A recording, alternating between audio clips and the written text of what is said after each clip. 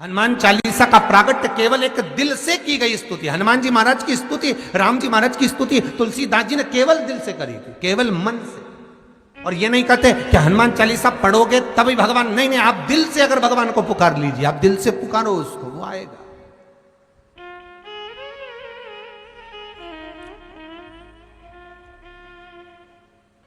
वो प्राप्त होगा हमारा और मिलेगा।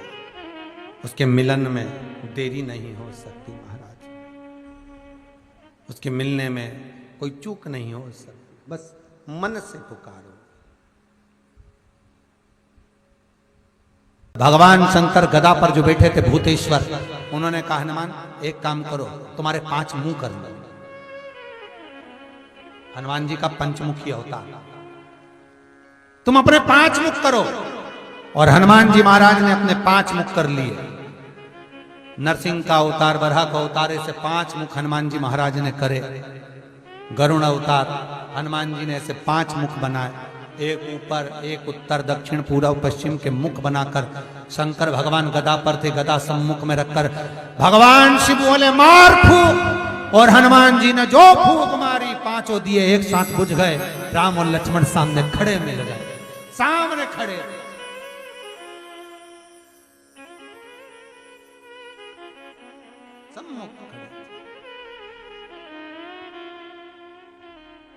हनुमान जी ने राम लक्ष्मण को प्रणाम कर कर भूतेश्वर से कहा, नाथ आप कहां रहेंगे, मैं आपको कहां छोड़ूं, क्योंकि मुझे राम लक्ष्मण को लेकर जाना है तो आपको तो छोड़ना पड़ेगा। भूतेश्वर नाथ कहते हैं, ये जल का जो पात्र भरा हुआ है, ये कलश भरा हुआ है, इस जल के पात्र में मुझे छोड़ दे।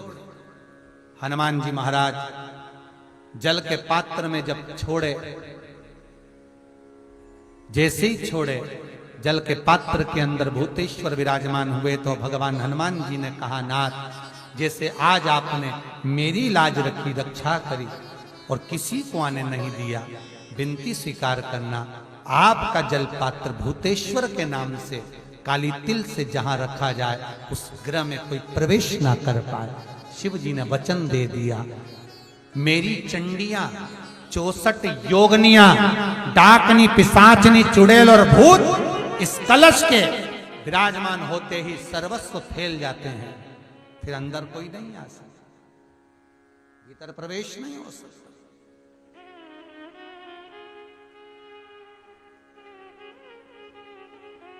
भीतर प्रवेशता नहीं। आज भी नियम है महाराज, बहुत ध्यान दीजिएगा। पंचमुखी हनुमान का एक स्मरण, पंचमुखी हनुमान का एक भाव महाराज, जैसे बहुत ज्यादा तकलीफ अगर व्यक्ति को हो गई है, बहुत कष्टमय जीवन चल रहा है, हार गए हर जगह से और तकलीफमय जीवन चल रहा है, तो पंचमुखी हनुमान का एक शिव महापुराण का और स्कंद पुराण का एक बड़ा सुंदर मंत्र है। उस मंत्र को आप सब एक बार हमारे साथ में बोलें। ओम नमो हनुमते रुद्र अवताराय सर्व शत्रु संहारणाय सर्व रोग हराय सर्व वशीकरणाय रामदूताय स्वाहा। बस इस मंत्र को हाथ में काली तिल लेकर, एक जौ लेकर और गूगल लेकर, थोड़ा सा उसमें गाय का घी डालकर, कंडे को या अग्नि को जलाकर इस मंत्र का 11 बार 21 बार जाप कर कर अपनी कामना कर कर छोड़ दीजिए। कैसा भी रोग हो, बीमारी हो, कष्ट हो, दुख हो, तकलीफ हो, 21 दिन के अंदर वो आनंद आना प्रारंभ कर देता है। इस मंत्र स्कंद पुराण का, शिव महापुराण का ये मंत्र मूल पंचमुखी हनुमान सुख देंगे और सुख देंगे। और एक और चीज याद रखिए महाराज, यदि कोई काम के लिए जा रहे हो, कोई व्यापार के लिए जा रहे हो या नौकरी करने के लिए जा रहे हो और लगी नहीं रही, बहुत तकलीफ पा रहे हो, सर्विस ही नहीं लग रही, बहुत कष्टमय हो गया, तो निवेदन करूंगा 5 पीपल के पत्ते पर बेसन के 5 लड्डू घर में बने हुए, गाय के घी के 5 लड्डू रख लो। उस लड्डू के बीचों बीच एक आटे का दिया और उसमें तिल्ली का तेल डालकर इसी मंत्र का प्रयोग कर कर पंचमुखी हनुमान का किसी भी हनुमान के मंदिर में जाकर, दक्षिण मुखी हनुमान के मंदिर में जाकर उसको रख कर आ जाइए। इसके बाद आप उस काम के लिए जाइए, आपका काम सफल हो जाएगा। आपको किसी को नहीं कहना पड़ेगा कि हाथ जोड़ना नहीं पड़ेंगे, किसी के पांव नहीं पड़ना पड़ेंगे, तुरंत काम होगा। बस इस मंत्र का स्मरण कर कर पंचमुखी हनुमान का भूतेश्वर जो मंत्र है वो सुख देने वाला, आनंद देने वाला। मेरे शिव की कथा कह रही है, मेरे शंकर की कथा कर रही है, शिव महापुराण कर रही है। ये 24,000 श्लोकों का जो बाबा वेद व्यास जी महाराज ने रचना करी है, ये मेरे शंकर का जो अनुमोदन कर रहा है। ये शिव महापुराण मेरे शंकर का ही शिवलिंग है, ये शिवलिंग वर्णन कर रहा है। ये शिव पुराण वर्णन कर रही है कि जो मानव की देह मिली है, ये मानव का शरीर बड़ी मुश्किल से मिला है और इस मुश्किल से मिले हुए शरीर को यूं नहीं गंवा देना है। हमारे प्राण जब निकले, क्योंकि ये कुल्हाड़ी, ये तलवार हमारे सिर पर लटकी हुई है, प्राण तो निकलना है, आज नहीं तो कल। बस अंतर इतना है, फिर तुम स्माइल देकर प्राणों को छोड़ो, चाहे रोकर प्राणों को छोड़ो, पर मरना तो पड़ेगा, निश्चित है। एक विश्वास रखो उस शिव पर, एक भरोसा रखो मेरे शंकर पर।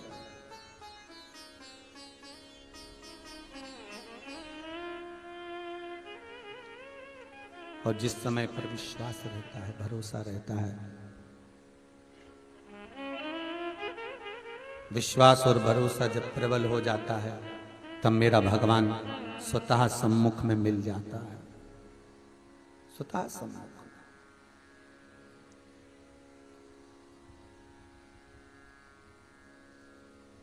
आज भगवान शिव की कथा कहती है कि देवर्षि नारद का जो अभिमान था वो भगवान विष्णु ने डिगा दिया, भगवान शिव ने डिगा दिया।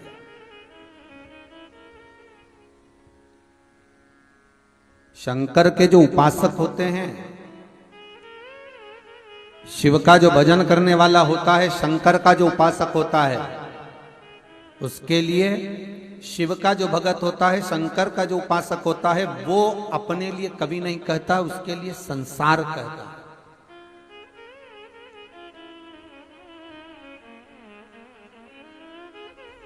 उसके लिए संसार। ये मेरे भारत की भूमि के संत, साधु, सन्यासी, तपस्वी, साधक, उपासक, ये भारत की भूमि के नागा साधु, ये भारत की भूमि के संत, महंत, महात्मा, शंकराचार्य, पीठाधीश, मठाधीश, महामंडलेश्वर आदि आदि जो पद हैं हमारी भारत की भूमि के, इस जननी मातृभूमि के जितने भारत की भूमि के संत हैं, साधु हैं, सन्यासी हैं, तपस्वी हैं, साधक हैं, उपासक हैं, ये अपनी मस्ती में रहते हैं। आप कुंभ के मेले में, अभी हरिद्वार का कुंभ आएगा, आप जाकर दर्शन करना, कोई नागा साधु आप बैठे अपनी चिलम लगा रहे आलमस्त होकर, उसको कोई मतलब नहीं कि कौन उनका फोटो खींच रहा है, उसको कोई मतलब नहीं कि कौन क्या कर रहा है, कौन वीडियो बना रहा है, कौन क्या कर रहा है, उसको तो अपनी मस्ती में रमा हुआ है, वो अपनी अलमस्तता में रह रहा है, वो अपनी मस्ती में अपना आनंद पा रहा है, वो अपनी मस्ती में सुख पा रहा है।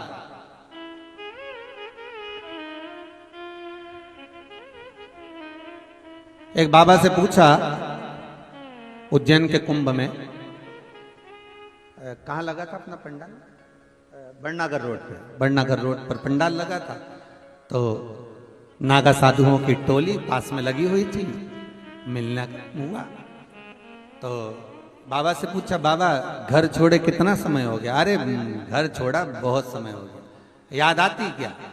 तो क्या आती तो दम लगा लेते, लगाई दम, भूल गए गम, बस।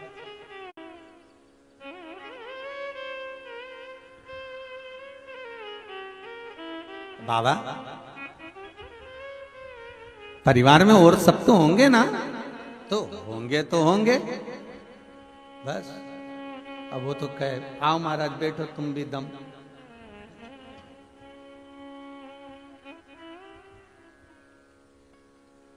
हमने कहा एक दम लगी लगाई है शिव महापुराण की, ऐसी लगी है कि वो छूटती ही नहीं है।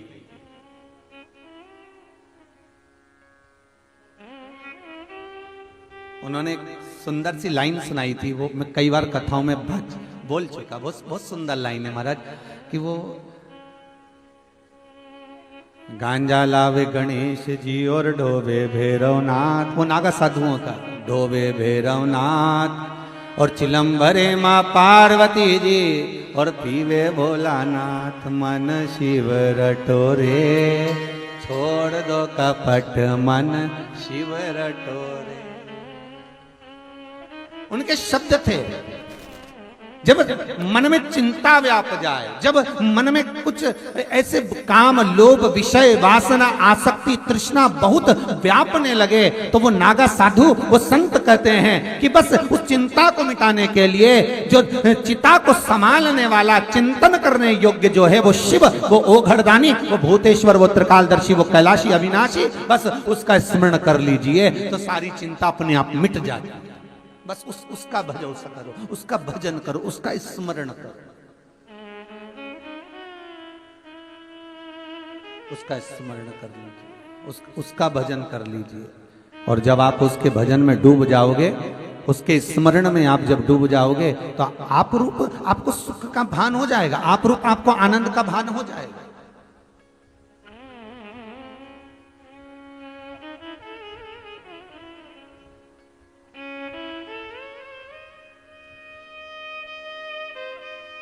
महाराज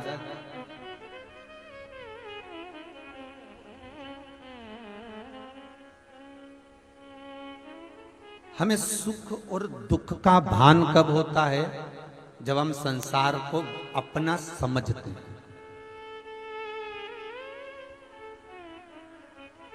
गौतम बुद्ध, श्री सिद्धार्थ जी रथ पर बैठकर जा रहे हैं अपनी राजसी ठाट के साथ में, राजसी ठाट के साथ में रथ पर बैठकर जा रहे हैं रथ, और सामने से एक अर्थी निकल कर जा रही थी, सामने से एक अर्थी निकल कर जा रही।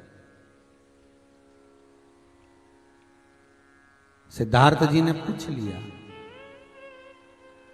सिद्धार्थ जी पूछ रहे हैं कि ये जो सामने सोकर जा रहा है, लेट कर जा रहा है,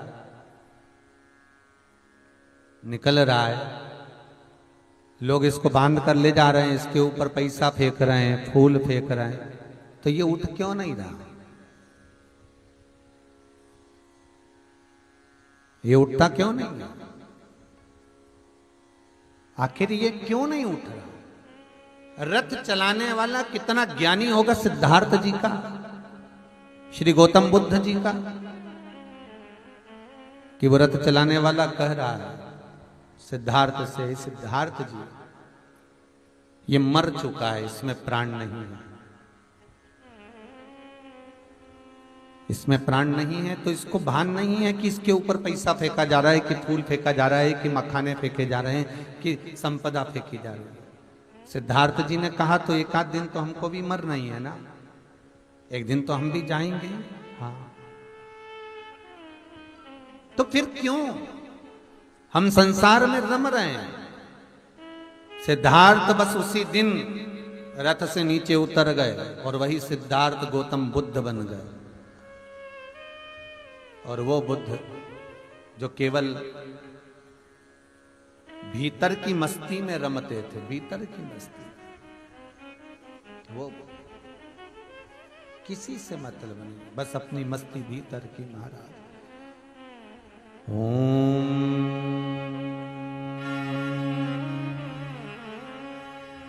नमः शिवाय, ओम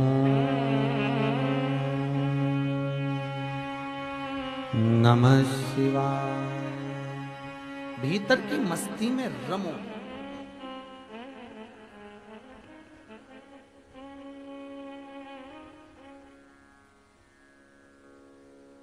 नारद जी के भीतर जो अभिमान समाया था, नारद जी के भीतर जो अहंकार समाया था, नारद जी के भीतर जो अभिमत्ता समाई थी, आज वो टूट गई। ब्रह्मा जी के भीतर जो अभिमत्ता थी वो भगवान ने तोड़ दी। अब ब्रह्मदेव को बुलाया है भगवान शंकर ने, और भगवान ने ब्रह्मदेव को बुलाकर कहा कि अब सृष्टि का संचालन करिए, सृष्टि की रचना करिए। सृष्टि की रचना करना प्रारंभ किया,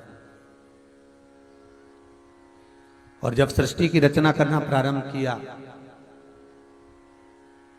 महाराज ब्रह्मदेव से कहा सृष्टि बनाओ, तो ब्रह्मा जी कहते हैं सृष्टि कैसी बनाना है वो आप बताओ। भगवान शंकर सृष्टि बनाना बता रहे हैं। भगवान शिव ने कहा अगर इस सृष्टि की रचना करना है तो एक पुरुष और एक स्त्री, इन दो को प्रकट करना पड़ेगा, और ये पुरुष और स्त्री जो प्रकट होंगे ये संपूर्ण सृष्टि का आनंद करा देंगे।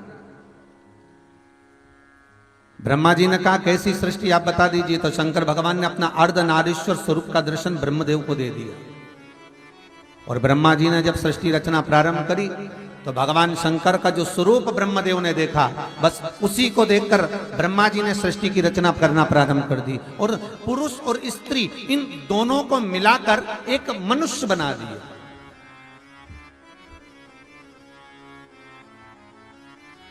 पुरुष और स्त्री को शंकर भगवान ने अर्धनारीश्वर स्वरूप का जो दर्शन कराया है, शंकर ने अर्धनारीश्वर स्वरूप का जो दर्शन दिया है वो इसलिए दिया था कि पुरुष बनाना और स्त्री बनाना। पर ब्रह्मा जी ने जो बनाया दोनों को मिलाकर बना दिया, और मिलाकर बनाया तो चारों तरफ किन्नर ही किन्नर हो गए महाराज, पुरुष और स्त्री मिलाकर बना दिया। अब भगवान विष्णु और भगवान शंकर दोनों भ्रमण करने के लिए मृत्यु लोक पर आए, तो उन्होंने देखा कि किन्नर किन्नर नजर आ रहे थे, तो भगवान विष्णु को हंसी आ गई, और भगवान विष्णु को जैसी हंसी आई तो भगवान विष्णु ने तुरंत हंसते हुए कहा देखो आपने ब्रह्मा जी को कहा था सृष्टि बनाने के लिए, कैसी सृष्टि बनाई है। शंकर भगवान ने ब्रह्मा जी को बुलाया, ब्रह्मदेव ये तुमने क्या बना दिया। ब्रह्मा जी बोले आप ही ने तो बोला था कि पुरुष और स्त्री बनाना है, आप ही ने अर्धनारीश्वर स्वरूप का दर्शन दिया था, इसलिए मैंने बना दिया। भगवान शंकर ने कहा ब्रह्मदेव हमने कहा था आधे पुरुष बनाना आधी स्त्री बनाना, मतलब दो पुरुष बनाओ तो दो स्त्री बनाओ, एक पुरुष बनाओ तो एक स्त्री बनाओ, पर तुमने तो दोनों को मिलाकर बना दिया। ब्रह्मा जी बोले गलती हो गई। अब भगवान विष्णु को तो आ गई हंसी, और जैसे ही भगवान विष्णु को हंसी आई, हंसी आते से उसी समय पर भगवान शंकर ने कहा ए नारायण आपने गलती करी, आप इन ब्रह्मा की बनाई हुई सृष्टि पर हंस रहे, इन किन्नरों पर, गलती है आपकी। भगवान शंकर कहते हैं नारायण कभी पांव से विकलांग व्यक्ति को देखकर, लूले को देखकर, लंगड़े को देखकर, अंधे को देखकर, नैनों से विहीर को देखकर, श्रवण शक्ति से विहीन व्यक्ति को देखकर, वृद्ध को देखकर, अति बहुत कोई दुर्बल है, बहुत कोई मोटा है, वाणी से हकलाता हो, तोतरा बोलता हो, नैनों से विहीन हो, ऐसे व्यक्ति को देखकर कभी हंसना नहीं, कभी मुस्कुराना नहीं। क्यों? क्योंकि शास्त्र कहता है कि एक जन्म 84 लाख योनियों में से 7 जन्म वैसे ही लेना पड़ते हैं जिसके ऊपर तुम हंसे हो, और एक जन्म भोगने का होता है।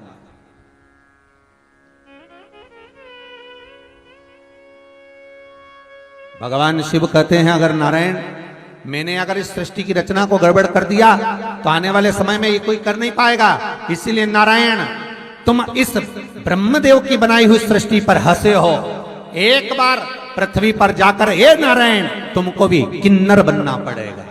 और भगवान विष्णु को भी किन्नर बनना पड़ा पृथ्वी पर आकर, जब भगवान कृष्ण अवतार में आए, जब भगवान कृष्ण बनकर आए द्वापर में, उस समय पर जब कौरव और पांडवों का युद्ध चल रहा है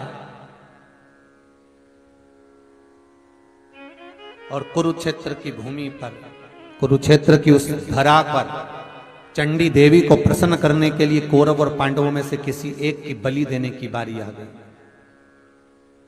इस कुरुक्षेत्र की भूमि पर बलि देना है कौरवों की ओर से और पांडवों की ओर से। घर का एक व्यक्ति मरना चाहिए, बलि चढ़ना चाहिए देवी को। कौन देगा बलि?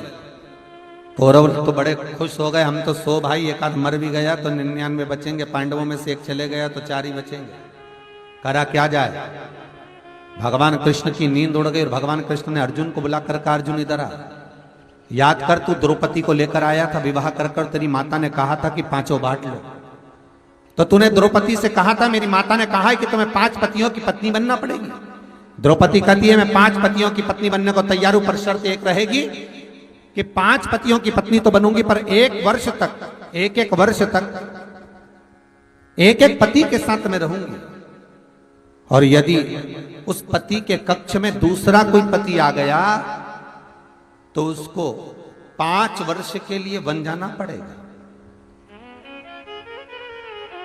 यदि आपको मंजूर हो तो मैं पत्नी बनने को तैयार हूं।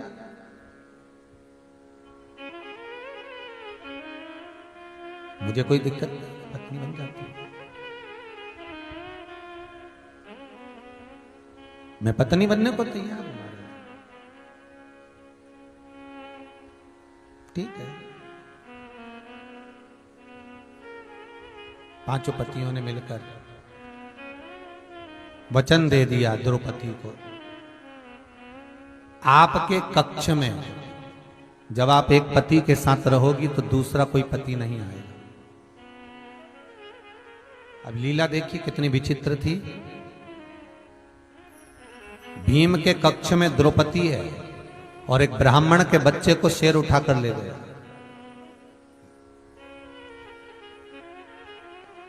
और ब्राह्मण आकर अर्जुन से कहता है, अर्जुन, हे अर्जुन, आप मेरे पुत्र को लाकर दे दो, वो सिंह उठाकर ले गया है।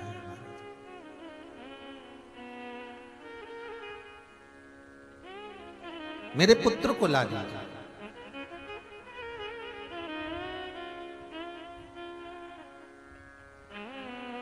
अर्जुन ने देखा कि मेरे पास में गांडीव नहीं है,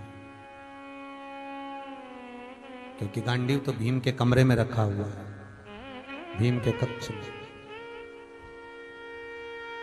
अर्जुन दौड़ कर गए भीम के कक्ष में, गांडीव को उठाया और दौड़ कर पहुंच गए ब्राह्मण के बच्चे को बचाने के लिए। ब्राह्मण के बच्चे को बचाकर तो लिया है अर्जुन, पर महाराज द्रौपदी ने कह दिया आप 5 वर्ष के लिए वन चले जाइए। अर्जुन 5 वर्ष के लिए बन गए तो भगवान कृष्ण करें, अर्जुन तू जब 5 वर्ष के लिए बन गया था तो तूने नागों की कन्या उलूपी के साथ में विवाह किया था, उससे एक तेरा पुत्र हुआ था जिसका नाम था आरावन। जाओ उसकी बलि चढ़ाएंगे, उसको लेकर आओ, है तो तुम्हारा ही पुत्र। और पांडवों के वंश का कोई चाहिए बलि चढ़ाने के लिए तो जाकर लेकर आओ, जाओ जरा लेकर आओ उसको।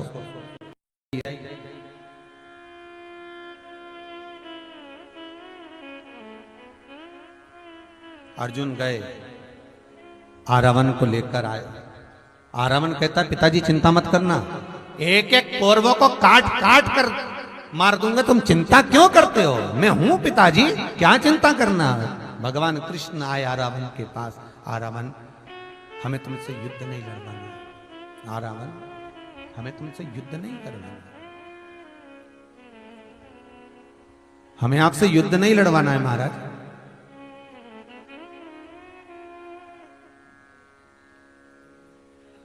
हमें तो केवल आपकी बलि चढ़वाना है, केवल बलि।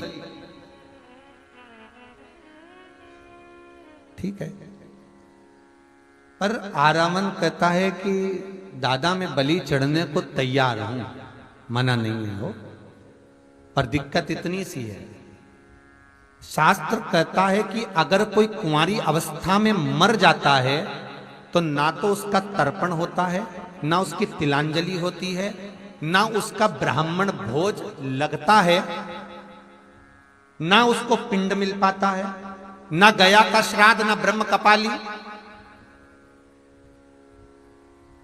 कोई कुंवारी अवस्था में मर गया तो उसको ना तो तर्पण होगा, ना तिलांजलि होगी, ना जल मिलेगा, ना ब्राह्मण भोजन करेगा तो भाग मिलेगा, वो तो बस व्यर्थ ही हो गया। और यदि मैं आज कुंवारा मर गया तो मुझे भी कोई जल का भाग नहीं मिलना, कोई तर्पण भी करेगा तो पानी नहीं मिलना है, अगर कोई मुझे भोजन भी देगा तो भोजन नहीं मिलना है, आज मुझे कुछ प्राप्त होगा ही नहीं।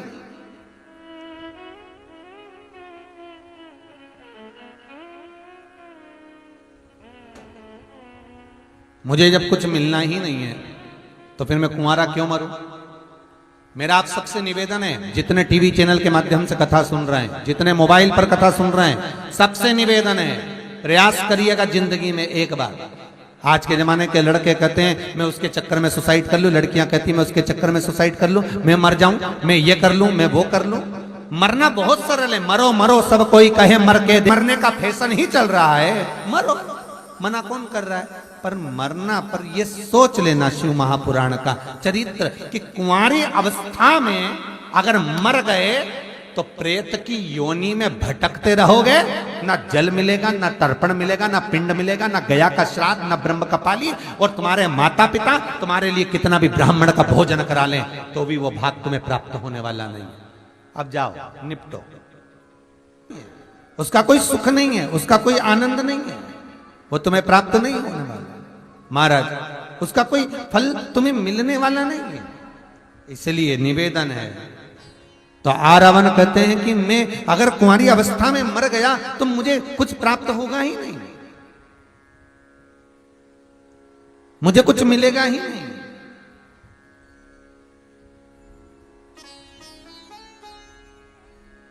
क्या करें हम?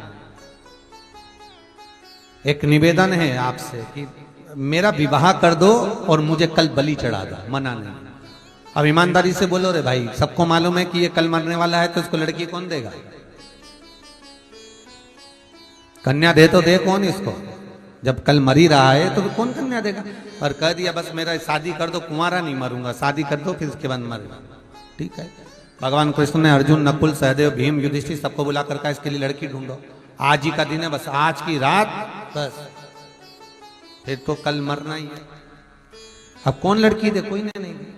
फिर नैनों में जल भर गया, अब करे क्या? भगवान कृष्ण ने मन में सोचा अब कोई कन्या नहीं मिल रही, रात्रि का समय हो गया, मध्य रात्रि होने वाली है, केवल आज की ही रात बाकी है। और भगवान कृष्ण को याद आ गया कि शंकर भगवान ने कहा था कि तुम इन ब्रह्मा की बनाई हुई सृष्टि पर किन्नरों पर हंसे हो, इसलिए मृत्यु लोक में जाकर तुम्हें किन्नर बनना पड़ेगा। भगवान कृष्ण समझ गए कि आज मुझे इस आरावण के लिए इसकी पत्नी बनना पड़ेगा। तो भगवान कृष्ण ने किन्नर का रूप रख लिया और किन्नर का रूप रखकर आरावण से शादी कर ली। भगवान कृष्ण आरावण से विवाह करा और विवाह करने के बाद रात्रि के समय पर विवाह करा। सुबह भगवान कृष्ण के सम्मुख में वो आरावण का सम्मुख में बलि चढ़ गई, भगवान के नैनों से जल बह निकला। इसलिए आज भी किन्नरों का एक रात्रि का विवाह होता है, एक घड़े के साथ आरावण के साथ होता है आज भी।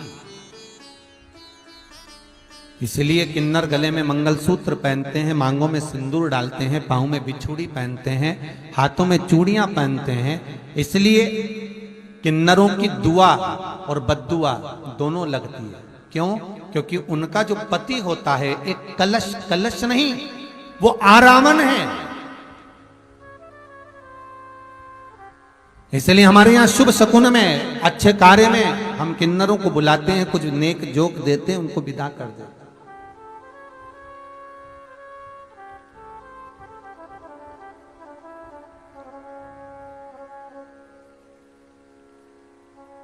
भगवान को भी तो यहाँ शास्त्र कर है, किसी अंधे को देखकर, किसी लूले को देखकर, किसी लंगड़े को देखकर, किसी विकलांग को, किसी बुद्धिविहीन को, किसी दुर्बल को, किसी मोटे को, किसी विहीनता का धनी को, किसी को भी देख रहे हो, किसी कंजूसड़े को, और किसी के पास धन है नहीं है, कोई गरीबड़ा है उसको भी देखकर, किसी को बहुत शिथिलता है उसको भी देखकर, कोई किसी भी रूप में अगर वो कुरूप भी है तो उसको देखकर हंसा ना जाए। क्योंकि हंस लिए तो 7 जन्म तो वो लेना पड़ेगा और एक जन्म उसी रूप में भोगने के लिए लेना पड़ेगा। 84 लाख योनियों में ये योनियां भी बढ़ जाती है मनुष्य की, इस रूप में हमें जन्म लेना।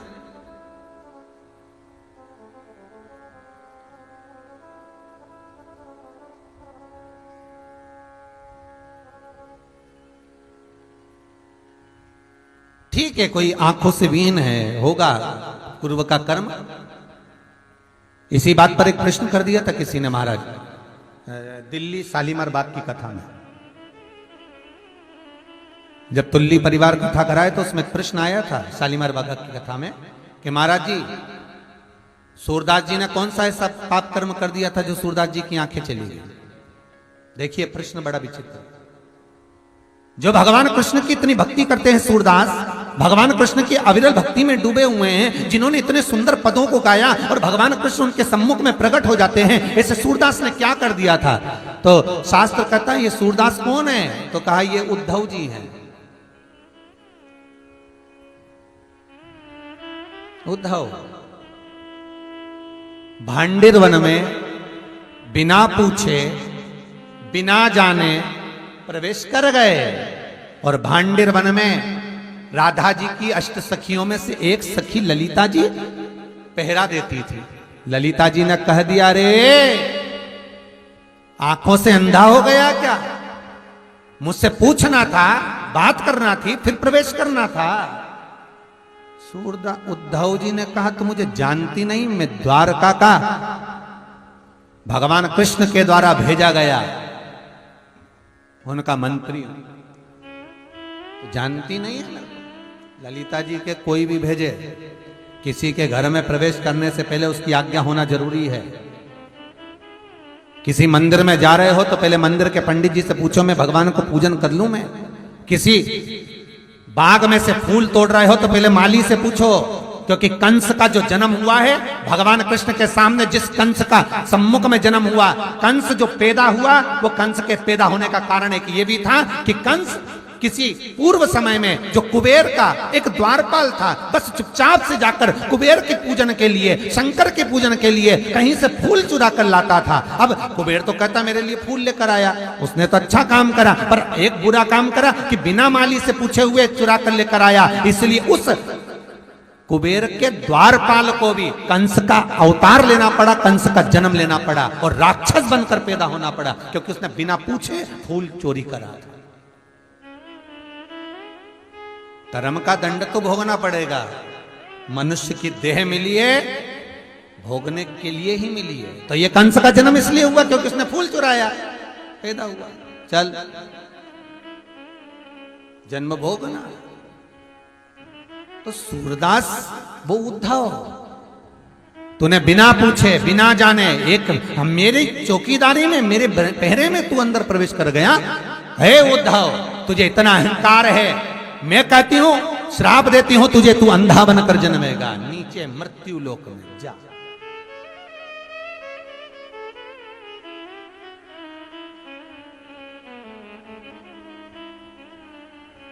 अंधा बनकर जन्मेगा।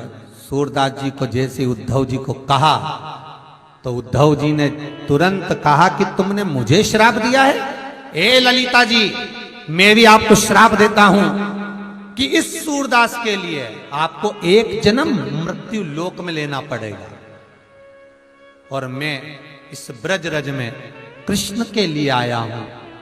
जब तक आप मुझे मिलोगी नहीं तब तक मुझे भी कृष्ण मिलेगा नहीं, इसलिए मृत्यु लोक में एक जन्म तुम्हें और लेना पड़ेगा। और हुआ कब?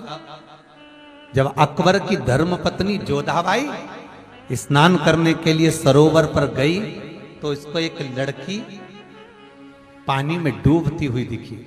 जोधाबाई तैरना बहुत अच्छा जानती थी, सुंदर भी बहुत थी। जोधाबाई कूद गई उस सरोवर में, और जोधाबाई कूदी और तुरंत उस कन्या को बचा कर लेकर आई। जोधाबाई ने पूछा, बेटा तुम कौन, तुम्हारा नाम क्या है? कन्या कहती मुझे मालूम नहीं। क्या नाम है तुम्हारा? मैं जानती नहीं। कहां की रहने वाली हो? पता नहीं।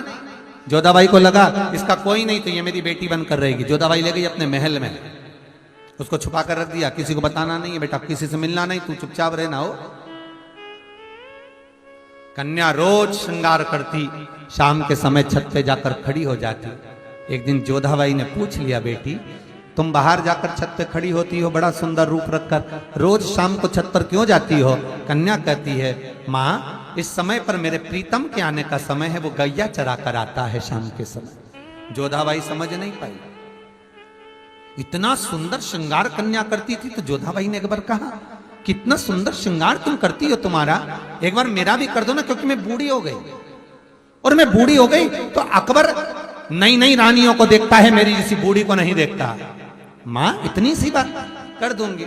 आज जोधाबाई का श्रृंगार उस कन्या ने कर दिया, इतना सुंदर श्रृंगार उस कन्या ने करा। और जोधाबाई सजकर जब राजा के महल के सामने से निकली तो अकबर ने द्वारपालों को कहा, जाकर पता करो कौन सी राजकुमारी निकल कर गई इतनी सुंदर, जाओ जरा मालूम करो, देखो जरा इतनी सुंदर कौन गई। द्वारपाल जोधाबाई को लेकर आए। जोधा, तू बूढ़ी होकर इतनी सुंदर कब हो गई? जवान सी, युवान सी, इतनी सुंदर कैसे हो गई? जोधाबाई बोली, बस मैंने श्रृंगार करा। तो तेरे श्रृंगार किसने करा? बस मैंने, तू नहीं कर सकती जोधा, सत्य बता तेरा श्रृंगार किसने करा है? जिसने इतना सुंदर श्रृंगार करा कि बूढ़ी को जवान कर दिया, वो कितनी सुंदर होगी? अकबर ने कहा, अब तो वो मेरी रानी बनेगी। कहां है वो? किसने श्रृंगार करा तेरा? बता। जोधाबाई छुपा छुपा कर रह गई। अंत में अकबर नहीं माना, जोधाबाई के कक्ष में चला गया। जिस कक्ष में जोधाबाई के गया, कन्या निकलकर छत पर जा रही थी। अकबर का आगमन होता है और उस कन्या का इतना सुंदर स्वरूप था कि अकबर उसको अपना बनाने के लिए हाथ पकड़ता है। पकड़ते से ही अकबर के शरीर में लकवा लग जाता है और अकबर मूर्छा खाकर जमीन पर गिर जाता है। पूरा शरीर कांपने लगा, पांव हाथ लकवा लग गया, शरीर स्थिर नहीं, हिल रहा है, गिर गया, पड़ा है। सारे वेद डॉक्टरों को बुला गया, अकबर ठीक नहीं हुआ।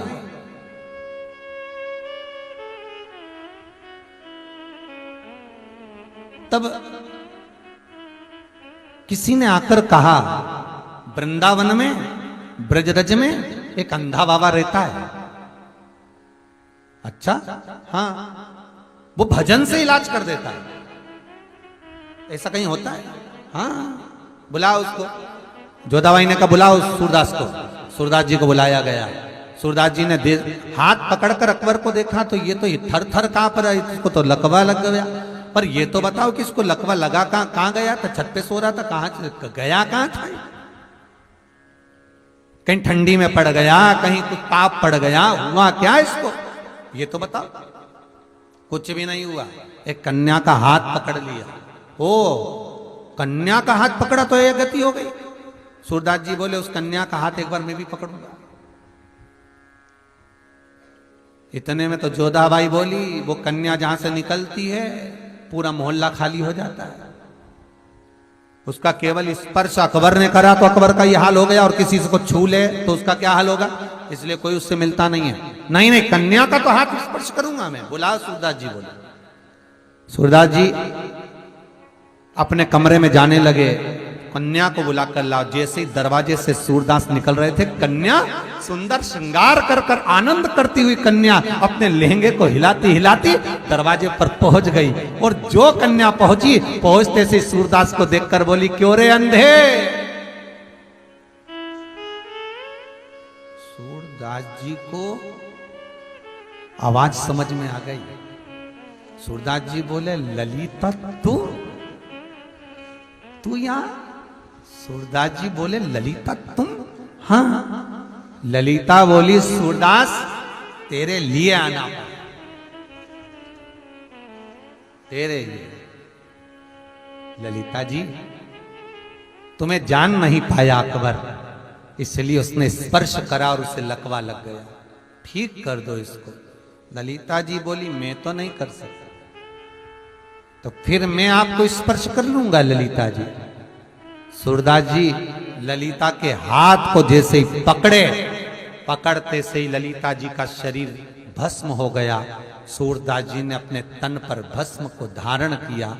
वो भस्म अकबर को लगाया। अकबर उठ बैठा और सूरदास जी वो भस्म लेकर अपने हृदय में लगाकर वृंदावन चले गए। ब्रज की रज में डोलते डोलते चंद्र सरोवर पर पहुंच गए। और चंद्र सरोवर पर सूरदास जी बैठकर नहाते नहीं है चंद्र सरोवर, क्योंकि नहाऊंगा तो मेरी ललिता, जिसका स्पर्श मात्र से मुझे कृष्ण मिलने वाला है, वो चले जाएगा। इसलिए स्नान तक नहीं कर रहे, बैठे चंद्र सरोवर पर जल का आचमन कर रहे हैं, पर देख रहे हैं।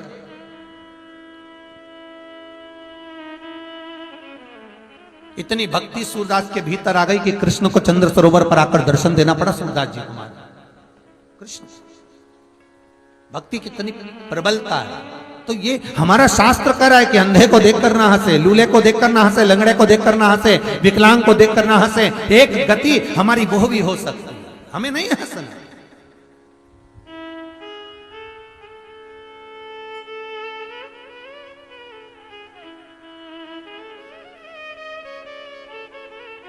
देखो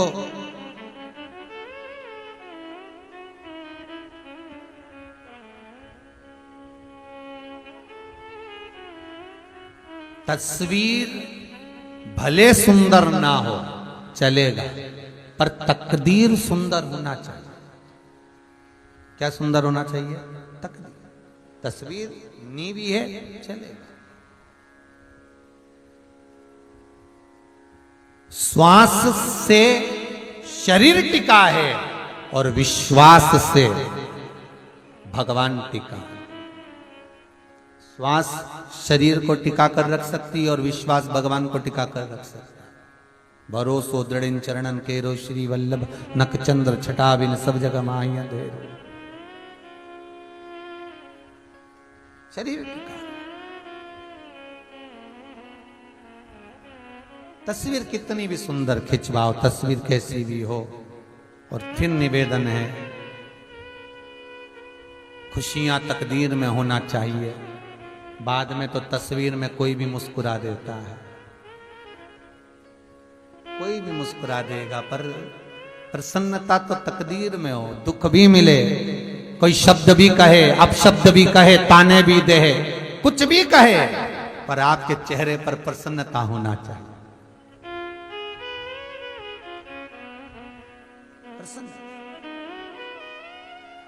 और शंकर के भगत हो आप।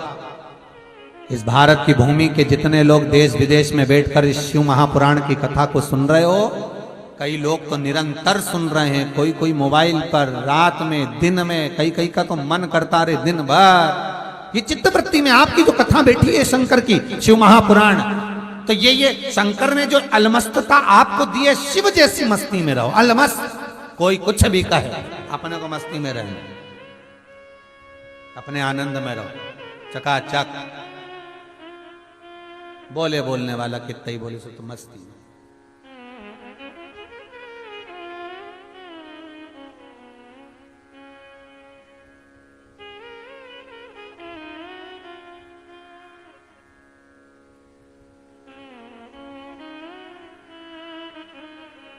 महाराज, जब जीवन में दुख भी आए और व्यक्ति के चेहरे पर प्रसन्नता होती है, तो भगवान कहता है कि ये मेरा जीव है, ये मेरा अपना है।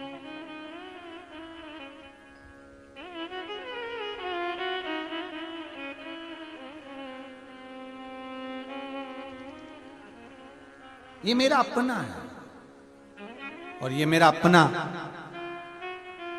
मेरे ही शरीर से बना है, मेरे द्वारा ही निर्मित किया गया है। आज ब्रह्मा की सृष्टि पर, निर्मित सृष्टि पर भगवान नारायण हंसे तो किन्नर का रूप लेना पड़ा, किन्नर भगवान को बनना पड़ा। फिर ब्रह्मदेव से कहा आप पुरुष अलग बनाओ, स्त्री अलग बनाओ। फिर ब्रह्मा जी ने एक जंगा से मनु, दूसरी जंगा से शत्रुपा को उत्पन्न किया। शंकर भगवान ने जो अर्धनारीश्वर स्वरूप का दर्शन दिया था, इसलिए हमारे यहाँ शिव महापुराण की कथा कहती है कि घर के अंदर अर्धनारीश्वर भगवान का फोटो नहीं होता। अर्धनारीश्वर भगवान का चित्र का अगर दर्शन करना है तो वो मंदिर में लगे तो अच्छा रहेगा। मंदिर में हो, आश्रम में हो, कहीं तीर्थ में हो, चल जाएगा, पर घर के अंदर अर्धनारीश्वर स्वरूप का दर्शन नहीं होगा। अर्धनारीश्वर स्वरूप का दर्शन घर के भीतर नहीं। हाँ, तीर्थ में हो, आश्रम में हो, मंदिर में हो, वो दर्शन करो, मना नहीं, पर घर के अंदर अर्धनारीश्वर स्वरूप का दर्शन नहीं होना चाहिए। एक आपसे पहले भी निवेदन करा, घर के अंदर कोई भी मूर्ति पोली नहीं होना चाहिए। कोई भी मूर्ति हमारे घर में पोली ना हो। मूर्ति अगर घर के अंदर पोली होती है तो आप घर में 10 लोग भी कमा रहे हैं तो भी घर में पैसा टिकता नहीं है। 1 रुपए कमाओगे, 1.25 रुपए खर्च चलेगा, पैसा हाथ में दिखेगा नहीं। क्योंकि वो मूर्ति जो घर में पोली होती है, जिसकी पूजन होती है, तो वो घर को पोला कर कर रखती है। मूर्ति घर के अंदर ठोस हो। और एक निवेदन शिव महापुराण का, विद्येश्वर संहिता का याद रखिए कि घर में जो भी मूर्ति हो वो अंगुष्ठाकृति की, अर्थात इससे बड़ी ना हो। इससे बड़ी जब मूर्ति जो होती है उसको मंदिर जैसी पूजन की जरूरत पड़ने लगती है। जितनी छोटी होगी उतना सुख देगी, उतना आनंद। और आज के जमाने में एक नया फैशन चल गया महाराज, जो सास ससुर के हाथ के छोटे छोटे ठाकुर जी हैं वो लोगों को सुहाते नहीं है। हम तो वृंदावन जाएंगे नए लेकर आएंगे, हम तो वहां जाएंगे तो नए शिवलिंग लेकर आएंगे, हम तो वहां जाएंगे तो नई मूर्ति लेकर। नहीं नहीं नहीं, जो आपके घर में पुराना है, छोटा है, उसकी सेवा आप प्रेम से करो, बहुत अलमस्तता से करो, बहुत आनंद में करो। वो आपको सुख देगा, वो आपको आनंद देगा। छोटी हो पर मन मोटा होना चाहिए। तेरी पूजन को भगवान बना मन मंदिर हाली, मन बढ़ाओ। भगवान को ये दिल समर्पित कर कर, भगवान के चरणों में छोड़कर आनंद पाते।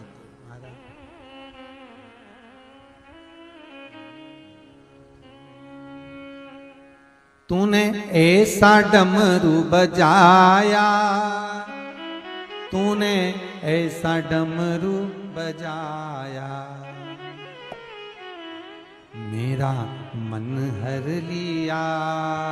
ओ भोलेनाथ मेरा मन हर लिया, ओ भोलेनाथ दिल तुझको दिया।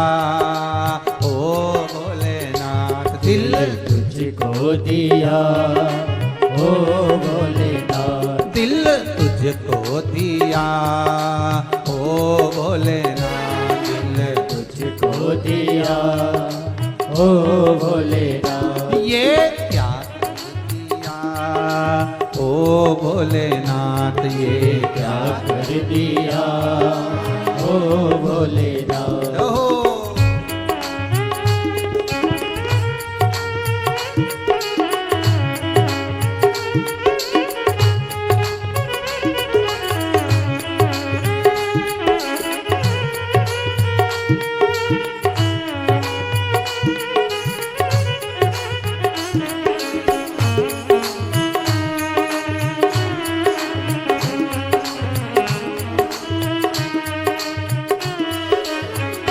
तेरे चरणों में ध्यान लगाया, तेरे चरणों में ध्यान लगाया, तेरे चरणों में ध्यान लगाया, तेरे चरणों में ध्यान लगाया, मुझे अपना लिया।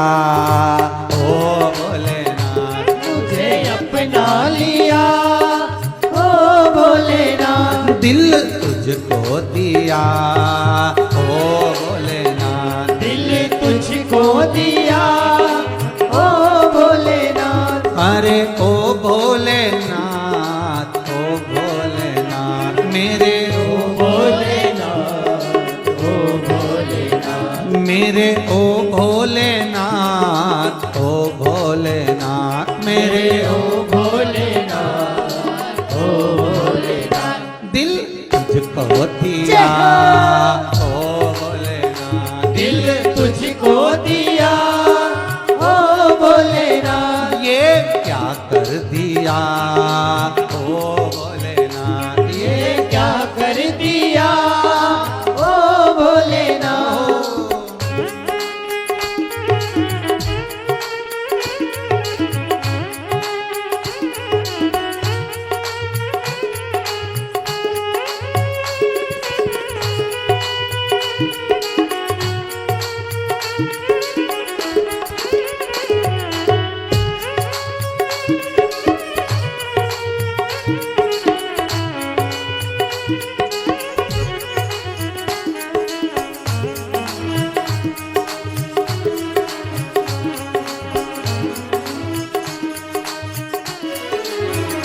मैं तो बैठी थी गंगा किनारे, मैं तो बैठी थी गंगा किनारे, मैं तो बैठी थी गंगा किनारे, मैं तो बैठी थी गंगा किनारे, मैं तो बैठी थी गंगा किनारे, मैं तो बैठी थी गंगा किनारे, मैं तो बैठी थी गंगा किनारे, मैं तो बैठी थी गंगा किनारे। आके दर्शन दिया ओ भोलेनाथ, आके दर्शन दिया ओ भोलेनाथ, दिल तुझको दिया ओ भोलेनाथ, दिल तुझको दिया ओ भोलेनाथ, मेरे ओ भोलेनाथ, ओ भोलेनाथ, मेरे ओ भोलेनाथ, ओ भोलेनाथ, मेरे ओ भोलेनाथ, ओ भोलेनाथ, मेरे ओ भोलेनाथ, ओ भोलेनाथ, दिल तुझको दिया ओ भोलेनाथ, ओ दिल तुझको दिया ओ भोलेनाथ।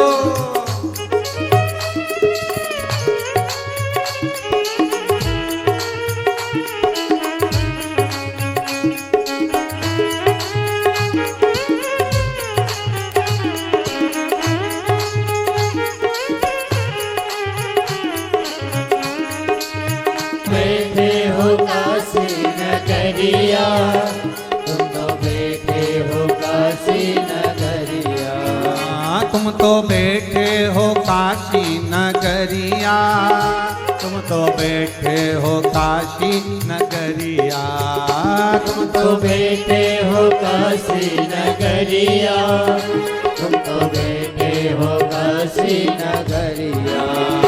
मैं भी आ ही गया ओ भोलेनाथ, मैं भी आ ही गया ओ भोलेनाथ, मैं भी आ ही गया ओ भोलेनाथ, मैं भी आ ही गया ओ भोलेनाथ, दिल तुझको दिया ओ भोलेनाथ, दिल तुझको दिया ओ भोलेनाथ, मेरे ओ भोलेनाथ, ओ भोलेनाथ, मेरे ओ भोलेनाथ, ओ भोलेनाथ, मेरे ओ भोलेनाथ, ओ भोलेनाथ, मेरे ओ भोलेनाथ, ओ भोलेनाथ, हो दिल तुझको दिया ओ भोलेनाथ, ओ दिल तुझको दिया ओ भोलेनाथ, दिल तुझको दिया ओ भोलेनाथ, दिल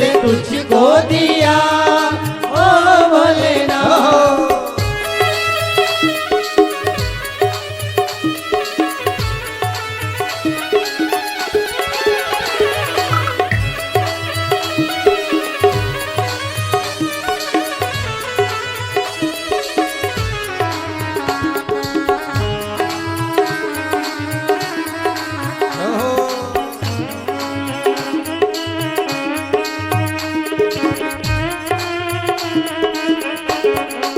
हर भोले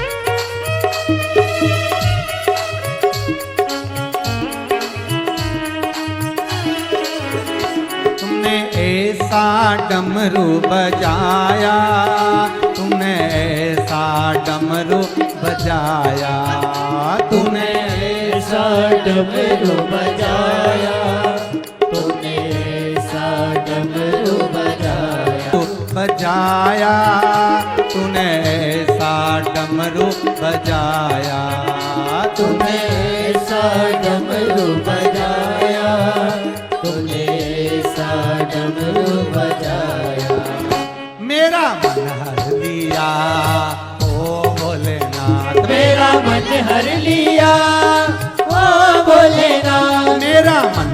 लिया ओ भोलेनाथ, मेरा मन हर लिया ओ भोलेनाथ, दिल तुझको दिया ओ भोलेनाथ, दिल तुझको दिया ओ भोलेनाथ, ये क्या कर दिया ओ भोलेनाथ, ये क्या कर दिया ओ भोलेनाथ, ये क्या कर दिया ओ भोलेनाथ, ये क्या कर दिया ओ भोलेनाथ, मेरे ओ भोलेनाथ ओ भोलेनाथ, मेरे ओ भोलेनाथ ओ भोलेनाथ, मेरे ओ भोलेनाथ ओ भोलेनाथ, मेरे ओ भोलेनाथ ओ भोलेनाथ, दिल तुझको दिया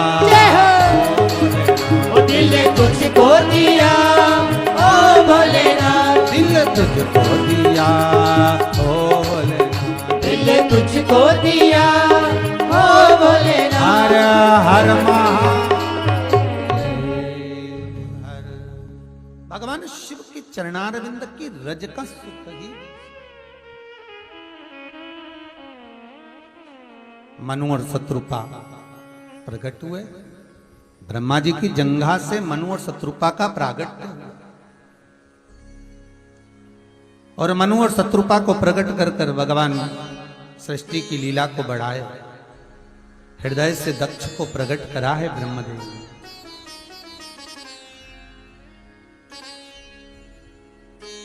और हृदय से दक्ष जब प्रकट हो गए, मनु शत्रुपा का प्रागट्य हो गया, समय आया उत्तानपात प्रियवत कन्या देहूति प्रसूति आकुति का प्रागट्य, उनका मंगल विवाह। उसमें एक चरित्र है माता प्रसूति का जो दक्ष के साथ दिया।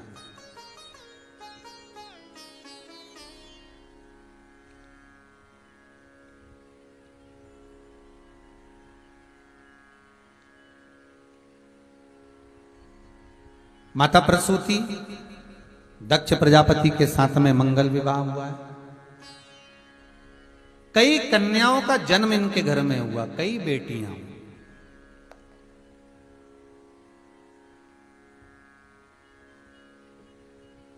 बहुत ध्यान देना, 3 के भाग्य का धन हर व्यक्ति को मिलता है। पहला बेटी के भाग्य का, दूसरा गौ माता के भाग्य का, तीसरा संत ब्राह्मण के भाग्य का।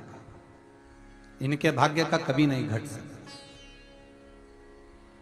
तुम्हारे घर में अगर बेटी ने जन्म लिया है, चिंता बिल्कुल मत करना, एक रत्ती की भी मत करना। गुरुजी कैसे होगा, कहाँ लड़का मिलेगा, कहाँ ब्याह होगा, कैसा होगा, लड़की के लिए हम अच्छा घर देख रहे हैं, भाग्य कैसा, तुम खूब अच्छा देखो, पर जो ललाट में लिखा है उसे कोई टाल सका है? एक सेठ जी से एक सेठानी रोज कहती थी, तुम दुनिया भर में इतने भंडारे चलाते, खूब दान करते, पुण्य करते, सत्कर्म करते, तुम्हारी लड़की खुद दुखी, उसको क्यों नहीं कुछ दे देते? सेठ जी बोले, नहीं देना मेरी मर्जी। अरे तुम्हारे बराबर का कोई कंजूस बाप नहीं मिलेगा ऐसा जो बेटी को जरा सा कुछ नहीं दे। नहीं दे सकता, क्यों नहीं दो? उसकी किस्मत में ही नहीं लिखा तो काय को दूं? पत्नी बोली, तुम क्या क्या ज्योतिषाचार्य हो, किसी की किस्मत बता दोगे? आता जाता कछु नहीं। ओके, नहीं तुमने क्या देख लिया मेरी बेटी में जो उसका भाग्य में नहीं है? बस नहीं है उसके भाग्य में तो नहीं देना, नहीं दूंगा। अब तो तुम नहीं दोगे तो क्या हुआ? क्या मैं नहीं दे सकती? दे दे, तू दे। और आज मां ने अपने बेटी को फोन कर कर कह दिया, सूचना दे दी कि बेटी तू आ भोजन करने। मम्मी मैं तो समय नहीं है, तुम्हारे दामाद को भेज दूंगी। दामाद को भेज दे। और मां ने क्या करा, तिल्ली के लड्डू बनवाए संक्रांति पे, और लड्डू बना के उसमें सोने के सिक्के फंसा दिए लड्डू के अंदर, और वो डब्बा दे दिया दामाद को खाना खिला के कि बेटा ये बेटी को दे देना, हो उसको दे दे। दामाद चला तो उसके मन में आया रास्ते में कि बच्चों की ट्यूशन की फीस और स्कूल की फीस जमा करना, पैसा है नहीं, लड्डू खाएंगे बाद में वृष्टा में जाएगा, क्या मतलब, एक काम करता हूँ लड्डू हलवाई के यहाँ भेज जाता। 500 रुपये में डब्बा भेज गया वो मिठाई का, 500 रुपये ले गया। उधर से सेठ जी आ रहे थे कहीं दूसरे गांव से, सेठ जी ने विचार करा कि आज मेरी पत्नी का जन्मदिन है, उसको लड्डू बहुत अच्छे लगते तिल्ली के, क्यों ना बाजार से खरीद के ले जाऊं। हलवाई के यहाँ गए, लड्डू दे दो, ताजे ताजे देना, लो ये डब्बा पकड़ो। 700 रुपए लड्डू के ले लिए, वो डब्बा वापिस लेकर चले गए। पत्नी को जैसी लड्डू खिलाए तो उसमें सोने की गिन्नी निकली। पत्नी बोली तुम्हें लड्डू कहाँ से मिले? तो क्या हलवाई की दुकान से। तो क्या इसमें सोने की गिन्नी आए? फोड़ के देखे।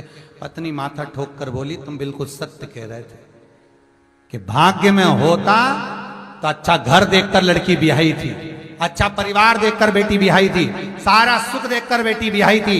ऐसा कोई ठाट बाट नहीं देखा बेटी की विदाई में, ब्याह में, कि जो उसका सुख नहीं हो। ढेरों जमीन, बंगला, गाड़ी, संपदा सब था, पर भाग्य में लिखा होगा सुख तो सुख भोगोगे, और भाग्य में लिखा होगा दुख तो दुनिया भर का लोग कितना भी सुख दे देगा तो भी सुख नहीं भोगोगे, तो भी सुख नहीं भोग पाए। संत श्री गुरुदेव नानक जी महाराज जी से उनके शिष्य ने कहा, गुरु नानक देव जी से कहा, गुरुवर आप कहते हो कि हर दाने दाने पर खाने वाले का नाम लिखा है। हाँ बिल्कुल लिखा है। बताओ ये मक्का जो पड़ी हुई है, इस मक्का में किस किस का नाम लिखा है? नानक जी बोले मेरी परीक्षा ले रहे तो नहीं बताओ तो सर, आप ही कहते हो हर दाने पर खाने वाले का नाम लिखा है, तो ये एक मक्का है, इस पे किसका नाम है? तो नानक देव जी बोले इस पे एक मुर्गी का नाम है। अच्छा, और नानक जी के सामने ही वो दाना चेला खा गया। लो हमने तो तुम्हारा नियम पलट दिया, तुम बोल रहे थे मुर्गी का दाना है, हम खा गए। अब नानक देव जी बोले अब खा गए तो क्या हुआ? जैसे ये खाया दाना अटक गया। अब वो मक्का का एक दाना जो गले में अटका तो ये खौ खौ करे। अब नानक देव जी से पास में एक और चेला खड़ा था, गुरु जी ना जाने का अटक गया। नानक जी बोले और दूसरे का खा, अटकेगा नहीं तो क्या होगा। अब ये हिस्से का जिसको जब मिलना है, जिस समय मिलना है, जिस घड़ी मिलना है, जिस पल मिलना है, जिस जगह मिलना है, वो सारी व्यवस्था मेरे विश्वनाथ ने, मेरे गोवर्धन नाथ ने कर रखी है कि आपको कब क्या कैसे मिलेगा। बस थोड़ा सा सबरी बनो। क्या बनना है? जम के तो बोलो सबरी, मतलब सबरी जैसे बन जाओ, मतलब सब्र धारण करो सबरी जैसे। थोड़ा रुको, मिलेगा। महाराज 3 के भाग्य का धन हर व्यक्ति को मिलता है। गौ माता के भाग्य का, बहन बेटी के भाग्य का, संत ब्राह्मण के भाग्य का। इनका 3 का भाग्य कहीं नहीं गया। अगर आपने गौ माता को 1 रुपया भी दान करा है, गौ माता के निमित्त से 1 रोटी भी निकाली है, गौ माता को अगर चारा भी दिया है, गौ माता के निमित्तार्थ अगर कुछ समर्पण भी किया है, तो उसके भाग्य का धन तुमको जरूर मिलेगा। ये पक्का है, आज नहीं तो कल मिलेगा, पर मिलेगा। वो घटने वाला नहीं,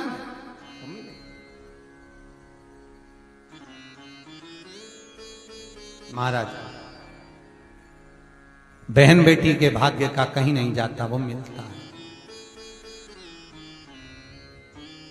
संत ब्राह्मण को अगर कुछ दिया है, 1 गिलास पानी भी पिलाया है, 1 अन्न का दाना भी खिलाया है, तो वो घटने वाला नहीं घटेगा। आज कितने लोग आजीवन भोजन भंडारे के सदस्य बने। भले आपने एक बार 21,000 रुपया सहयोग राशि जमा कर कर जीवन पर्यंत आपके बच्चे आपका श्राद्ध करें ना करें, आपके बच्चे आपके जन्मदिन पर भोजन कराएं ना कराएं, आपके बच्चे आपके जाने के बाद में भोज करें ना करें, पर आपने अपने हाथों से जो देकर आजीवन भोजन भंडारे के सदस्य बन गए, तो ये जिंदगी पर्यंत चलना है। जिंदगी पर्यंत रहो ना रहो, जब सियोर में आओगे, कुबेरेश्वर महादेव का मंदिर, मुरली मनोहर मंदिर, गौशाला, वृद्धाश्रम पर जब पहुंचोगे तो पत्थर पर आपका नाम लिखा रहेगा, तारीख लिखी रहेगी, दिन लिखा रहेगा कि इस तारीख को भोजन होना है। और इनकी तरफ से होना है, तो कम से कम अपनी व्यवस्था तो अपन ने कर दी। आज निश्चितता का भाव तो किया, घटा नहीं, वो बढ़ने ही वाला है। गौ माता को दिया गया, बहन बेटी को दिया गया। और बहुत ध्यान देना, अगर घर में बहन बेटी आए बड़े प्रसन्न होना है, बिल्कुल चौकीदारी नहीं करना कि हमारे बहन बेटी आ गई। कई लोगों की आदत रहती, भाभियां भी चौकीदारी करे, बताओ जी आ गई, ना जाने क्या क्या ले जाए। बच्चों से कह दिया जा दादी के कमरे में बैठ जा, बच्चे बोले मम्मी तू तो हमेशा बोलती थी पढ़ने बैठ जा, और आज कह रही कि दादी के कमरे में बैठ जा। मैंने बोला ना जब तक बुआ जी यहाँ रहे तू दादी के कमरे में रहना। हो दादी के कमरे में बैठ गया, पांव लटका के पलंग पे। दादी बोले चल पढ़ने जा, नहीं जाऊंगा।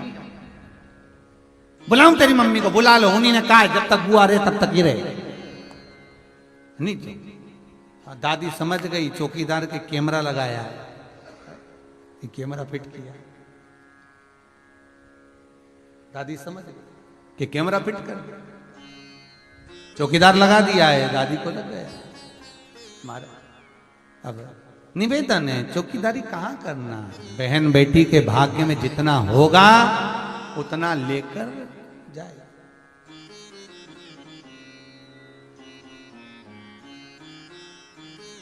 जितना होगा। एक हमारे जजमान रहते विदिशा में, अग्रवाल जी, कथा सुन रहे होगे तो तुम्हारी कथा आ गई अग्रवाल जी, जरा ध्यान से सुनना। इनकी अग्रवाल जी की शादी हुई तो इनकी शादी में, पुराने बुजुर्ग अग्रवाल जी, इनकी शादी में उस समय पर इनको दिया 500 रुपए और नेक जोक कर दिया सारा समय। अब इनके बाद में इनकी साली की शादी हुई तो उसको दिए 5000। अभी उस दिन से ससुराल ही नहीं गए। तो हमने पूछा अग्रवाल जी तुम्हारी ससुराल कहाँ? तो गुरु जी ये मंडी जी के आगे कहीं, कौन सा गंज, नरसुल्लागंज, अब्दुल्लागंज कहीं, माँ हमारी ससुराल। हमने कहा ठीक, तो तुम जाते क्यों नहीं है? तो पत्नी बोली गुरु जी इनको इतनी मिर्ची लगी हुई है, हमारे बहन की शादी में 5000 दिया और इनकी शादी में 500। तो हमने कहा अग्रवाल जी फालतू की बातें, देखो उस समय पर उनकी जितनी कैपेसिटी होगी उतना दिया है, और बाद में उनको और भगवान ने दे दिया। एक बेटी का जब कन्यादान बाप करता है तो उसके घर में वैभव और बढ़ जाता है। बेटी को देने से घटता नहीं है, वैभव और बढ़ जाता है। और जब वैभव बड़ा होगा तो उसके पास में धन आया होगा तो उसने दूसरी लड़की में 5000 दे दिया होगा, और कन्यादान करेगा और आएगा तो और प्रदान कर देगा। ये उसकी सामर्थ्य था, ये उसकी सामर्थ्य, घटेगा नहीं। दक्ष प्रजापति की यहाँ 60 कन्याओं का जन्म हुआ, संतान। फिर दक्ष प्रजापति पुत्रों का जन्म हुआ था, नारद जी ने भगवत भजन में लगा दिया। अब दक्ष प्रजापति फिर दुर्गा भवानी शेरावाली माँ जगदम्बा की आराधना कर रहे हैं। हे माँ कृपा करो। जगदम्बा ने पूछा दक्ष प्रजापति तुझे क्या चाहिए? दक्ष प्रजापति कहते हैं माँ मेरे घर में एक बेटी और जन्म ले ले। दुर्गा जी ने कहा, जगदम्बा बोली, शेरावाली माँ भवानी बोलती है, अरे दक्ष प्रजापति तेरे घर में इतनी सारी कन्याओं का जन्म हो गया और तू एक बेटी और मांग रहा है? दक्ष प्रजापति कुछ और मांग ले। इतने में दक्ष प्रजापति कहते हैं माँ बेटा मांगूंगा तो वो एक कुल को तारेगा और बेटी मांगूंगा तो वो 2 कुल को तार देगी, इसलिए बेटी फिर देगी। एक बेटी और, मुझे एक बेटी और दे दीजिए महाराज, ये बेटी ये मुझे प्राप्त हो जाए। जगदम्बा मां आद्य शक्ति, मां दुर्गा भवानी, मां जगदम्बा दक्ष प्रजापति से कहती हैं, रे प्रजापति इतनी बेटियां पाकर भी तू बेटी मांग रहा है? मां बेटी अगर है तो वो घर की शोभा है, आप मुझे बेटी दीजिए।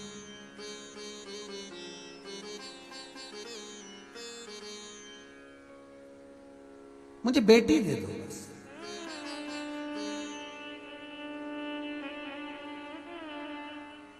महाराज लोग कहते हैं कि बेटी की विदाई में सबसे ज्यादा मां रोती है, पर शिव महापुराण की कथा कहती है कि बेटी की विदाई में जितना बाप रोता है उतनी मां भी नहीं रोती है। बेटा मां को प्रिय होता है और बेटी बाप को प्रिय होती है। एक पिता की सबसे बड़ी दौलत होती है बेटी, सबसे बड़ी दौलत।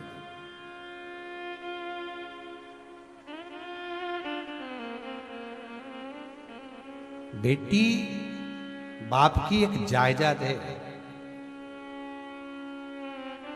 लोग भले कहते हैं कि बेटी की विदाई में मां रोती है, पर शिव महापुराण कहती है कि जब पार्वती जी विदा हुई थी तो हिमालय राज पत्थर भी रो दिया था। हिमालय राज, ये मेरी बेटी है।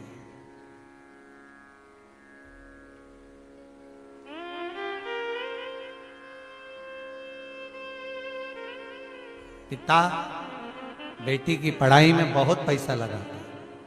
पिता बेटी की घर के लोग कहते हैं इतना मत पढ़ाइए, दूसरे कॉलेज में पढ़ने मत भेजो, इतने बाहर दूसरी जगह पर बच्चों को पढ़ने मत भेजो, कब लड़कियां गलत संगत में पड़ जाएगी मालूम नहीं पड़ेगा। ये पिता से कहा जाता है, मां से नहीं, बाप से बोला जाता है। हर जगह पर मत भेजो पढ़ने।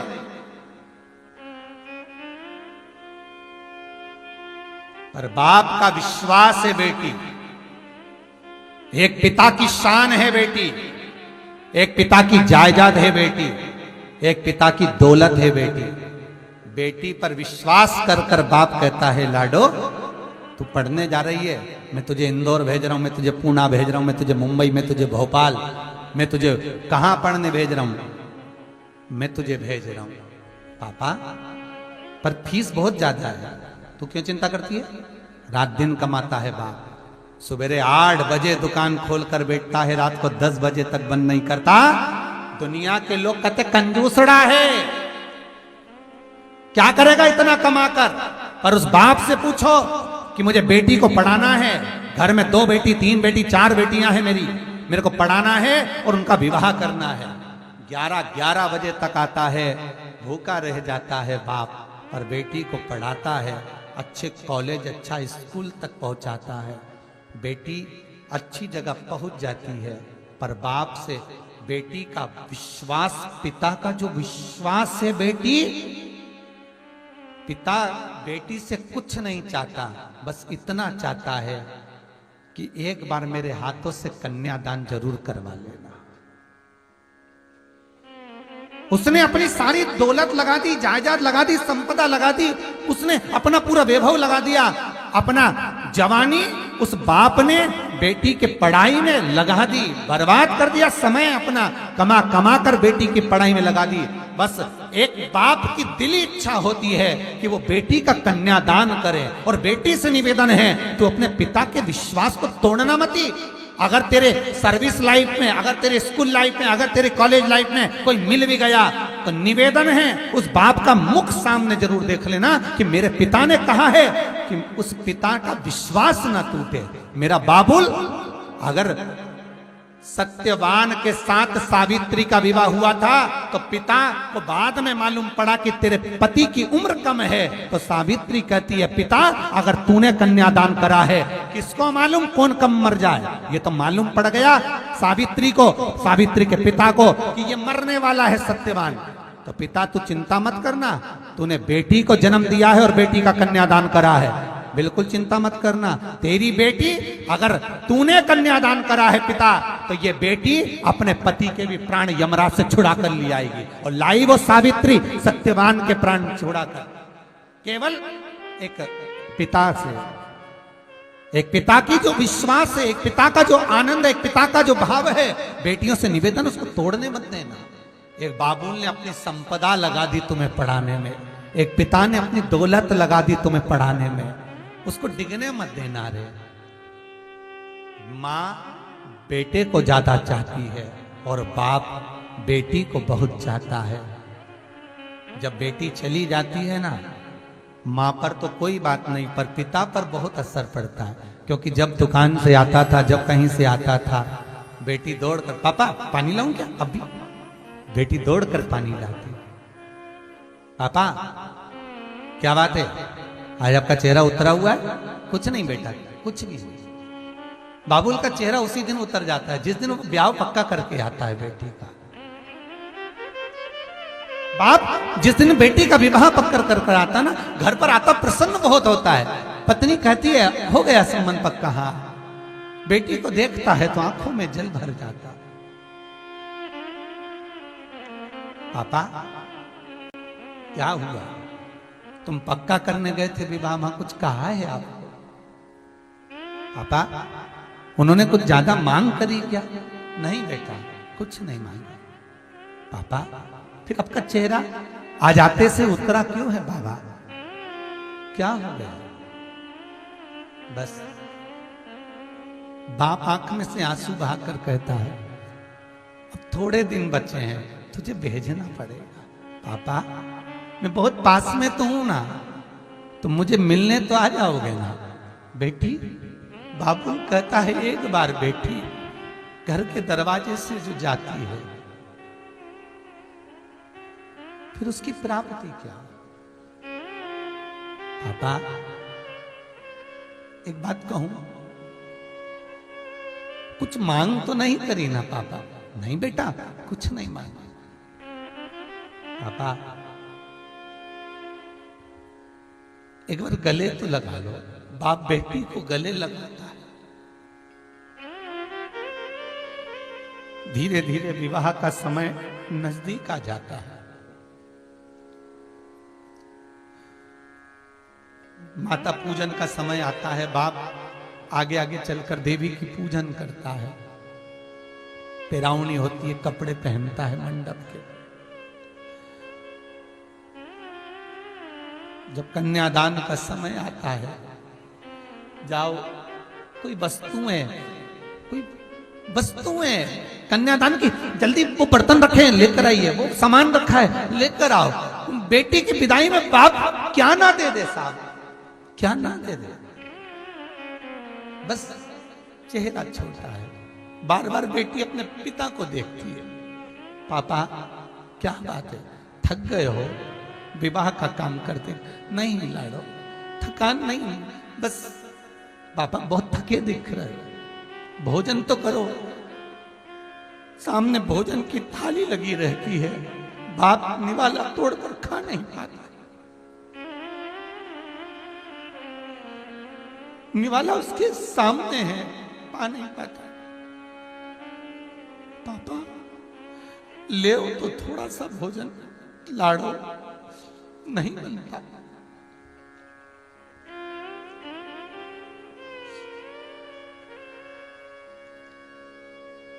धीर बंधाओ। पत्नी पिता देख रहे हैं। धीरे धीरे भावर पूरी हो जाती है। विदाई का समय आता है। सखियां, सहेलियां, चाची, काकी सब सामने होती है, पर विदाई में पिता कहीं छुप जाता है। उसको ढूंढा जाता है। बुलाओ, पिता से एक बार मिला दो। जाती है।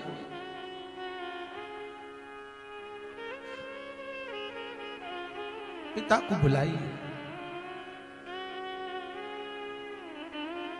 बाबुल आया सामने, बेटी को देखता है।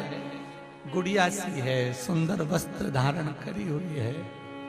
पिता को याद आ जाता है जब पैदा हुई थी सबने कहा था बेटियां हो गई बहुत सारी हैं, 2-2, 3-3 बेटियां हो गई, बेटा हो जाता, पर ये मालूम कहां।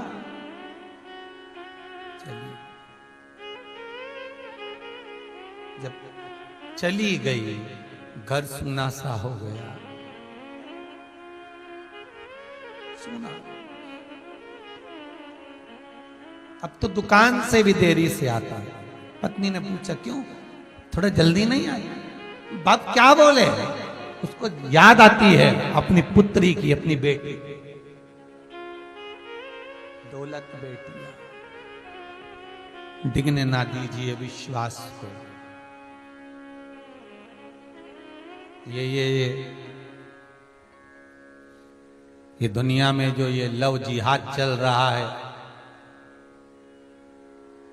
अलग अलग लोग लड़कियों को गुमराह कर कर, उसको फंसा कर, उसके साथ शादी कर कर उसकी जिंदगी बर्बाद कर रहे हैं, उन बेटियों से मेरा एक करबद्ध निवेदन है, इस लव जिहाद पर ध्यान देना, भटक मत जाना, अपने पिता के विश्वास को टूटने मत देना। एक बाप की दौलत है बेटी, उसका विश्वास ना डिगे, ऐसों के चक्कर में मत पड़ जाना कि जिंदगी नरक जैसी निकल जाए। पिता को कन्यादान का मौका जरूर देना, पिता को कन्यादान का मौका अवश्य दे। ये दौलत फिर दूसरा ना, थोड़ा पिता क्रोधी होता है, बेटियों पर गुस्सा भी करता है, पिता शब्द अपशब्द भी कह देता है बेटियों को, पर बेटियों को पापा से प्रेम होना चाहिए। पिता बहुत क्यों थक जाता है, चिड़चिड़ा हो जाता है, दुकान व्यापार व्यवसाय इतना इतना टेंशन उसको होता है कि वो कुछ बोल देता है, फिर भी बेटियां चाहे पिता को गले लगा ले, बाबा चाहता हूं स्नेह कर कर, भले वो गलत बोले, भले अपशब्द कहे, ताने दे, गालियां भी दे, तो भी बेटियों का फर्ज है उसको गले लगा। ठीक है,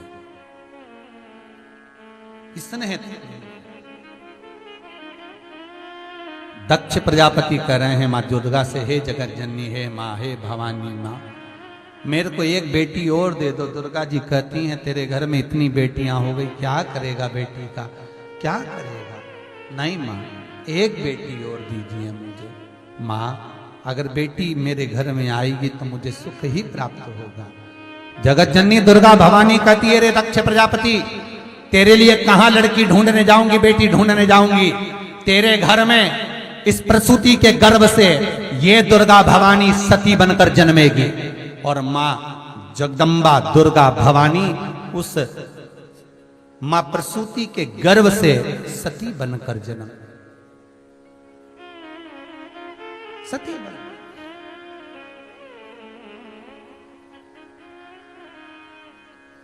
मां अंबा सती बनकर जन्मी।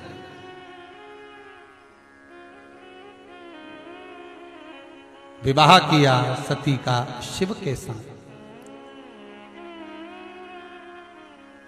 समय आया, भोलेनाथ सती माता को लेकर कुंभज बाबा के आश्रम में गए।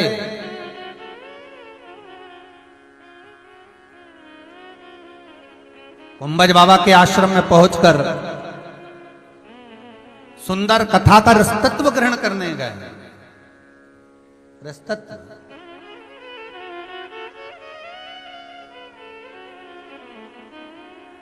दुनिया में बहुत कम लोग होते हैं जो विवाह करने के बाद कथा में जाते हैं। शंकर और पार्वती, शंकर और सती गए थे कथा सुनने के लिए, और दूसरे यहाँ बैठे हमारे बिटले सेवा समिति के कर्मठ कार्यकर्ता पलाश जी राठौर, जो श्री रमेश चंद्र जी कौशल मार साहब की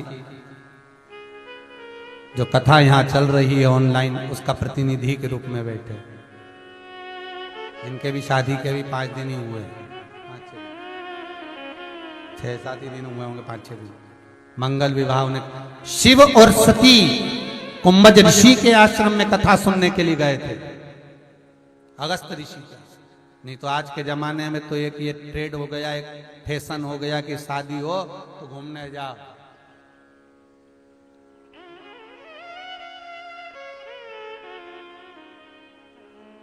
और बाबा की कृपा, विश्वनाथ भी गए सती मैया के साथ कुंभज ऋषि की यहाँ कथा सुनने के, अगस्त बाबा।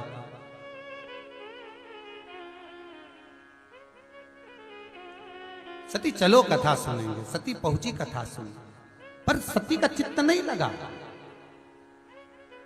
सती को लगा ये कथा कह रहे हैं कुंभज ऋषि, सती चित्त नहीं बैठा पाई।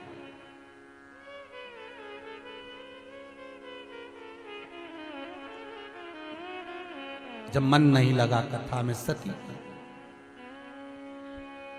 बीच मार्ग में से माता सती शिव जी के साथ में जब चली, राम जी का दर्शन हुआ है, बाबा भोलेनाथ प्रणाम करा। सती ने पूछा ये कौन है? भगवान कहते हैं कि जिसकी कथा सुनकर आ रहा है वही तो दर्शन दे रहा है। रामचरितमानस में तुलसीदास जी लिखते हैं कि हम जिनकी कथा सुनकर जाते हैं, चाहे राम कथा सुनो, कृष्ण कथा सुनो, शिव कथा सुनो, जिसकी कथा हम श्रवण कर कर जा रहे हैं, अगर विश्वास रखकर हमने कथा का रसतत्व ग्रहण किया है तो वो परमात्मा का दर्शन आपको 7 दिन के अंदर जरूर होगा, ये पक्का है। वो होगा और मिलेगा, मिलेगा जरूर।